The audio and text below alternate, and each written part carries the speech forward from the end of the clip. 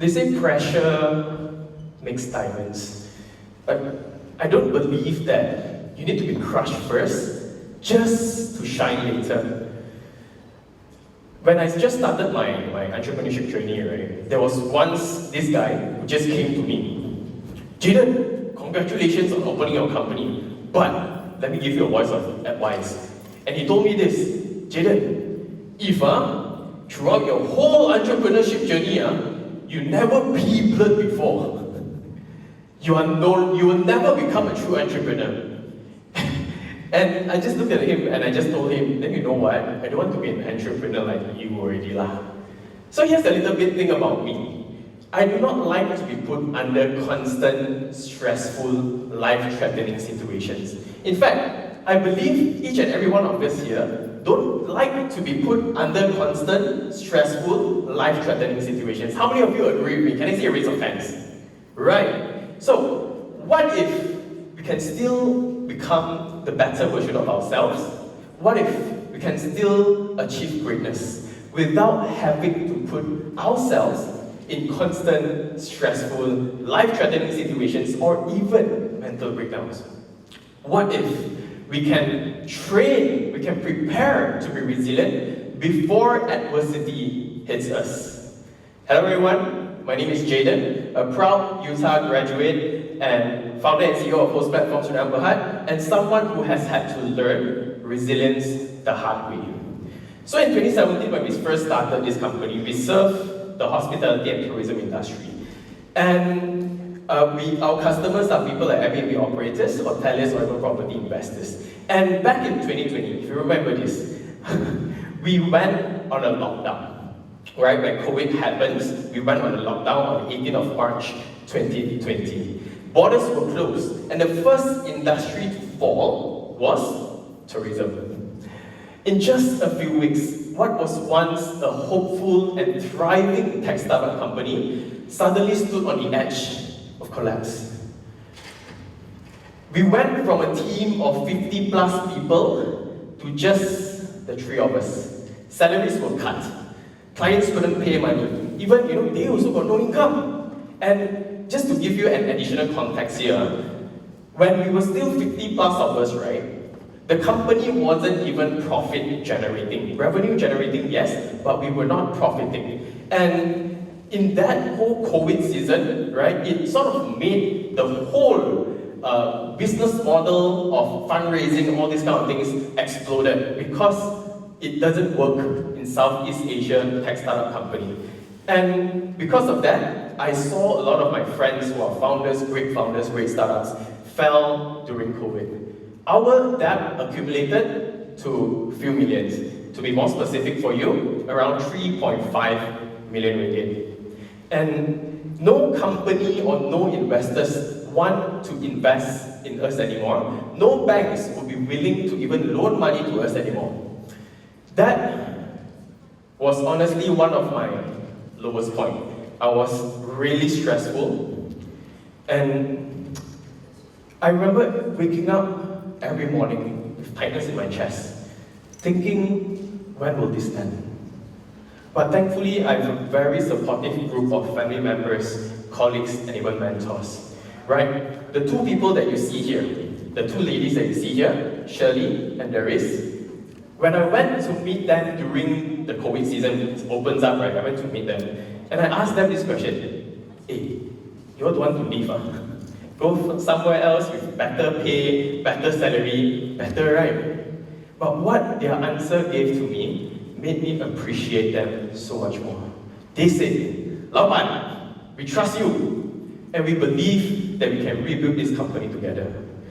And there was once when I was really about to give up, because my savings burned out finish already. Right? And guess what? That time, my wife was pregnant with our first son, and she was about to deliver. And usually I don't talk to my wife about these kind of things, because I do not want to put the pressure on her, the stress on her. However, there was one day when we were having dinner. It was really significant to me because while we were just having dinner, right, my wife realized that something was wrong with me. And she put her hand on my hand and she asked me, baby, are you okay? Just with those 3 words, everything started pouring out. Everything that I've been panting out just started pouring out, the tears. And I just told her, maybe I'm feeling really stressed about everything that is going on right now. The company isn't working well, my money is finishing already, the baby is coming, the hospital bills, the confinement center. You know what? I think I just want to let go of HostPlatform and just accept another offer that was offered to me. But her response to me made me realize how powerful the words of your loved one can be. She said, ever since HostPlatform started, it has been your baby. You have put so much effort, so much passion into it. And I believe that, and I can see that you are really stressful in this few period of time. Your hair turning white a lot, you got no appetite. But I believe that everything will turn around really soon. Baby, I think you should hold on to the HostPlatform company. Don't worry about us. We'll manage, like we always do. These few words when they came to me, right, immediately gave me the courage to make a life-changing decision. The next day itself, I called my friends, a few of my friends, to borrow money. I borrowed money to buy the company. So that was how I bought a company that is left with 3 people, left with a debt of 3.5 million, and a company that is on the edge of collapse.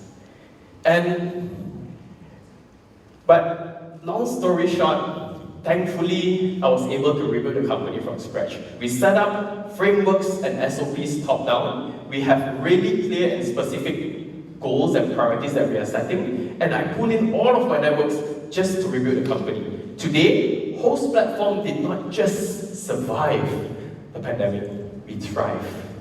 From a company that was left with just 3 people, we now grew to become 18 of us. We realized we don't need 50 plus people to run the company.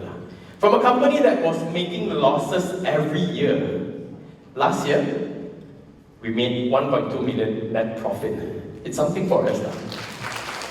From a company that is no longer desirable for any investors or any bankers, we became a company that a lot of investors want to invest in. Just this year, I'm really thankful and grateful. There were a lot of angel investors and also even corporations, public listed company. They came to me and they said, Jayden, I want to invest in your company. But thankfully, we had the privilege to reject all of them. So, throughout the whole pandemic or whatsoever, by the way, I want to show you something. These 2 ladies that you saw just now, these 2 ladies, today, they are also one of our shareholders because they've gone through everything with me.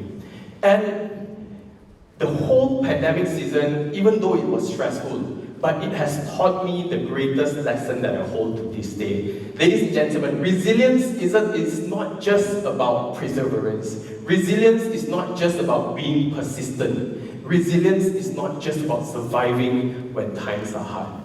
I believe that resilience is your ability to respond to crisis and to gain from it. I want to ask everyone here, how many of you want to win during a crisis? Can I see a raise of hands? Fantastic. Now, as we live our life until today, we are often educated and trained for performance, KPI, and productivity. But how often are we being trained for setbacks? How often are we being trained for rejection, for failures, for sudden loss of stability, even for a pandemic? Most of us don't. That is a problem. We neglect adversity, we are ignorant about it, until one day, adversity comes to your face, slap you in the face, and then we start to scramble to survive. Ladies and gentlemen, what I want to share with you today is to prepare you to be future resilient. Because I believe that as how bad times has passed, good times such as now will pass as well. And future resilient people will not just survive the next pandemic or even crisis. Future resilient people will lead through the crisis. And you shall lead through the crisis as well. So here are the 5 key lessons that I will share with you to become future resilient. Number 1, good times doesn't last, neither does bad times. Now, good times doesn't last. It's a harsh, anything that goes up must come down. It's a harsh reminder to each and every one of us that every success, trends, euphoria are just temporary. But here's the beautiful thing about life. Every fall is a chance to rise up again. But it is only when you decide to take the opportunity of the fall to rise, only then bad times doesn't last. Which brings us to our second point. Number 2, be prepared. In the 2008 global financial crisis, Amazon stock doubled from 2008 to 2010. Netflix got really famous because everyone started streaming to save money.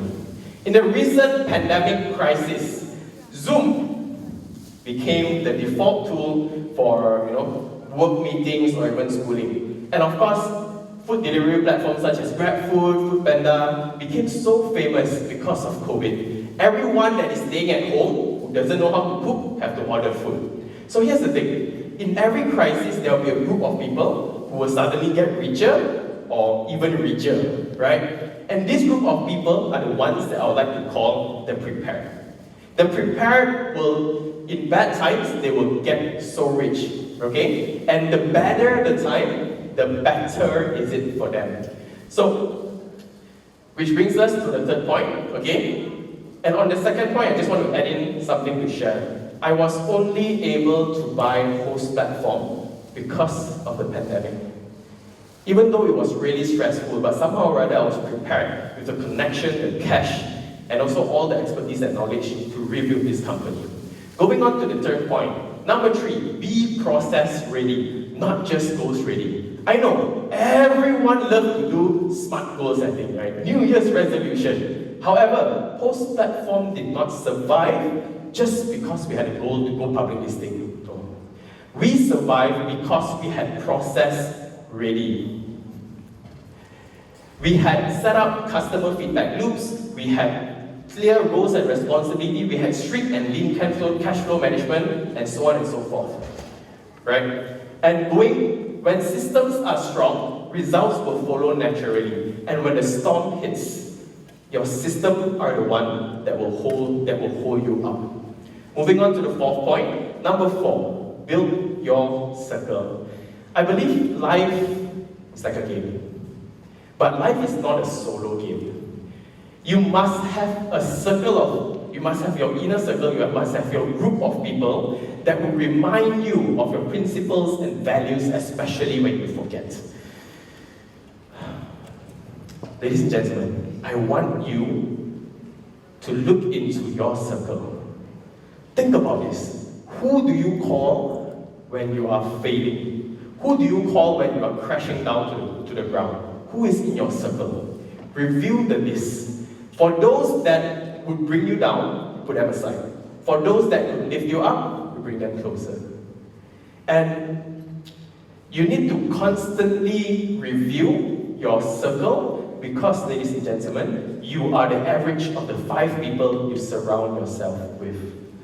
And towards our final point, number 5, train in peace so you don't bleed in war.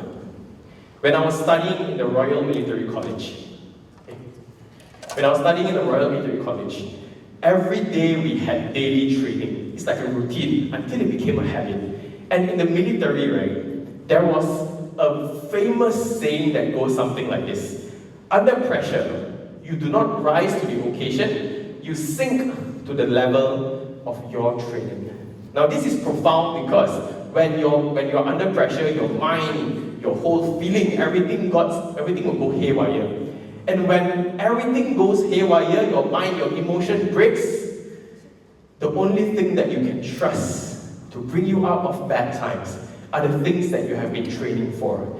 Your daily ritual, your habits, your way of thinking, and etc. When during the pandemic, truth to be told, my mind broke. My emotions was terribly unstable.